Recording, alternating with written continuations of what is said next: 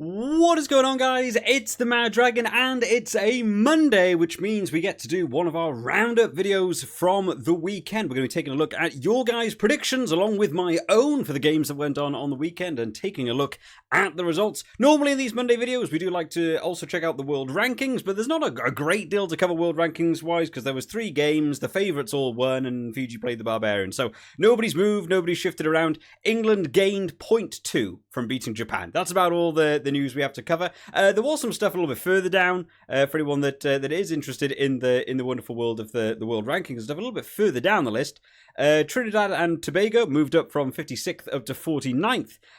United Arab Emirates went up from 57th up to 52nd. Malaysia dropped down to 56th, and we had Ukraine and Latvia jump up as well. But that is the world rankings. There's not really a lot about to talk about in the world rankings, which is a shame. Next week, when we get a lot more games, there'll be a lot more to talk about. So we're going to jump through the games that went on this weekend, give some thoughts on the game as we went along, as well as taking a look at how we got on predictions-wise. Starting out with Japan versus England. England taking this one very confidently at the end. England won this one by 35. I went for a high England pick. I said England by 26. They outperformed my expectations, considering that first 15 minutes. Ooh, Japan looking ferocious. I was really enjoying the style that Japan were playing, just this full-out aggressive tactics, just really go on the attack and put them on the back foot. England weathered the storm really well, didn't really concede a lot of points through that massive onslaught. Then as the game went on, exactly kind of how I expected, England went back to bounce back strong by a little bit more than I thought, so I was a little bit out. Did anyone go for Japan? Richie Burney did go for Japan, said Japan by 5. Bristol went for a draw. The rest of everyone else went for England. Where did you want to be? Down here, Joey Barden coming in on England by 35, getting it bang on to get your half bonus point plus your extra bonus point in the Superbru. A couple of other people also got your half bonus point for being within 5. Mark Dunphy, Marrow, Underhill, which is just 2 England players' names smushed together. I love that one. What a great game for you to get a close score on. And then Jamie coming in there on 37 as well. You guys all getting decent points. Everyone else coming away with 1 point from that, mainly across the board, unless you went for Japan. Moving on to the second game, South Africa versus Wales. This was a game that went almost exactly how I expected it to go to. South Africa took this one by 28. I said 29. I was out by 1 point, and I still don't think I got the full bonus points from this game either, which is really annoying to be so close. Wales. Wow, Wales, what a first half they had. Genuinely, I thought South Africa were going to dominate that game, start to finish, and Wales were going to be nowhere in it, and maybe Wales would sneak a try in here or there. Half-time, 1 point in it. I didn't expect it to be that close. Refereeing standards not the best in that game. I've already seen a lot of discourse around the Mapimpi try. A very forward pass, if you're asking me, but at the same time, I also think he got a lot of the calls at the scrum time wrong. I think South Africa dominated that scrum, and somehow Wales kept getting penalties from the scrum. So, 6 of one, half a dozen of the other there. But South Africa eventually coming out strong, how I thought they would do. There's a couple of boys that we'll get round to in the preview video for the next game. I'm really looking forward to talking about, because Van der Merwe and Aflili Fassi, I thought, had 2 really, really good games on the South Africa end. Hendrickse, maybe a little bit more questionable. Looking forward to see who'll get the number 10 shirt in the next round. Taking a look at everyone's predictions then. People went high. The Viking King went out there for 54 for South Africa. Very confident in South Africa in that one. Dropping down a little bit, we still had a couple of high South African points there. Where did you want to be? There's me on 29, sniped at the end by Exequeus. Hopefully I'm going to get that name pronounced right. There's a lot of interesting letters going on there. Coming in on bang on 28, stealing it away from me and Etai and Milan. We all were in 1 point range of that, but you were the one who got it bang on. Fantastic call by you. Did anyone go for Wales? Just on an outside call? No one went for it. Bristol went for it. Did Bristol not go for a draw in the other game? Bristol's going for the big calls there to hopefully get draws in there. Nobody went for Wales. I wasn't expecting Wales to do that. I thought they did pretty well, considering the team that they did put out for that one versus the South Africa team. I thought they did okay by the end of the game. And then the final one to take a look at, Fiji versus the Barbarians. Now, I have a small complaint with this one. Because I like to try and get my picks locked in, because I put them on the Patreon for you guys so you can see them a little bit earlier as a bit of a thank you for helping support the channel. I try and lock my teams in on like the Friday as when I can do. There's a lot of stuff going on outside the channel just in life at the minute, so time is less. You'll probably see less preview videos, unfortunately, over the summer internationals. So I was desperately trying to find this Fiji team.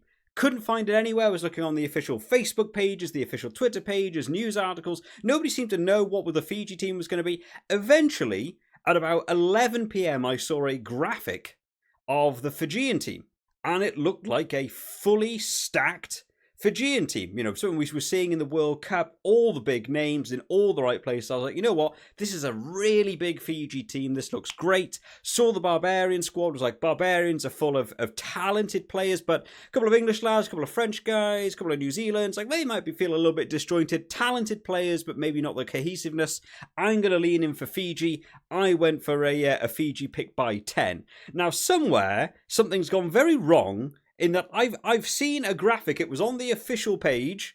Here is the Fiji team, and that team was not the team that played. I don't know what happened. I still am not sure what happened. But the Fiji team that came out, apparently the English and French clubs weren't releasing their Fijian players, which is a lot of top-end Fijian players, so the Fiji team was completely different to what I thought it was. So the fact that I actually still got to 45-32 I thought was good. I went completely the wrong way. Had I known it wasn't the fully stacked Fiji team, I probably would have lent towards the Barbarians. So I went for Fiji by 10. Barbarians 13 was where you want to be. I still don't know what's gone on in my picks. That's kind of ruined my opening round. Let's see how people got on with the Barbarians pick. Where you wanted to be then. Villa Farrell coming in there. Barbarians by 13, getting it bang on. Is that all 3 games we've had this weekend where someone actually got it bang on? That's pretty good. You've just shifted out there. Etai, Brian, and the Finn Russell Hessel. All 3 of you guys getting within 1 point of where you wanted to be, but Villa Farrell doing very well there. Did anyone join me in a Fiji pick? A lot of people joined me in a Fiji pick. Actually, maybe you guys all saw the same graphic that I did that was just the wrong team completely, which screwed me a little bit. But well done to Villa Farrell there. So let's take a look at the round as it stands. This is also the leaderboard, obviously, because we've only had 1 round so far. So up at the top, Mark Dunphy coming in. 3 picked, 3 wins, 1.5 match bonus points gives you a 4.5 and a TDM of only 11 points. You're only 11 points out over the entirety of the 3 games. That's a hell of a good score. Exaquias, let me know if you're down in the comment section. Give me a phonetic spelling of a way to say that, because I'm going to keep butchering that until someone tells me. Coming in second there as well. Joint on 4.5, but with a TDM of 20, and then Villa Farrell coming in there, joint as well with that 4.5, but a TDM of 27. So you guys all joint up at the top there. We'll have a bit of a scroll down so everyone can see their names. A lot of people appear on 4. Brian, Milan, Etai, Bez, Gamer jumping in there on 4. The locks are loaded as well. Scrolling down through the 3.5s. I don't know what that means I end on. I think I'm on 2.5 as we enter the 3s. There's me. Ooh, I feel I'm kind of high in the 2.5s, but I'm certainly probably only about halfway on the board now. A bit of a shame I went for that pick. And then Bristol down the bottom there, going for those draws. Maybe not the right way to go for Bristol through this so far, but we do have some big games still coming up. Unfortunately, this goes round 1. We have a bit of a break now till round 2. I'll try to go on screen for you guys. So round 2 that we've got coming up isn't until the 5th of July. We've got a week off this week before we actually begin the official sort of summer internationals. And a lot of interesting games here. Georgia versus Fiji. That could be an interesting pick. They're 2 teams that actually might be more level pegging. I'm still leaning towards Fiji for now. I'm going to be very, very close paying attention to some of the graphics, so I have to make sure it is the right Fijian team I see for that one. USA versus Romania. I don't know. Probably lean towards USA, but Romania got in the World Cup. USA didn't. So what do I know? That's probably going to be outside my wheelhouse. That's going to be guesswork for me. Samoa versus Italy. What a fun game that one should be. Samoa certainly caused some big stirs around the World Cup, right? Playing against England and having just a superb game in the pool stages as well. I think Italy might have a tough old game with that one. Still leaning towards Italy for now, but we'll see the team sheet for that one. And then we move on to where I know a lot of people, the fans of the channel, probably want to be watching some of the preview videos next week. New Zealand versus England. Man, I'm looking forward to that one. I think New Zealand are down a few players now from retirement stuff at the end of the World Cup.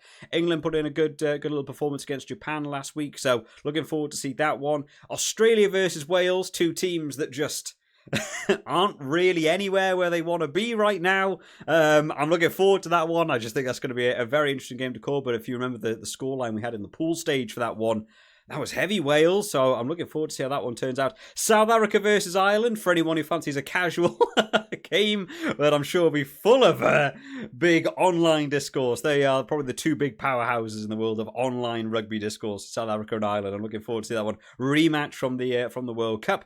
Argentina versus France. It's still a big game. I'm still leaning towards France for that one again. Looking forward to the team announcements that come out for that. I'm still leaning towards France to be able to take that one for me. And then finally next week, Canada versus Scotland. I am certainly going to be leaning towards Scotland for that one.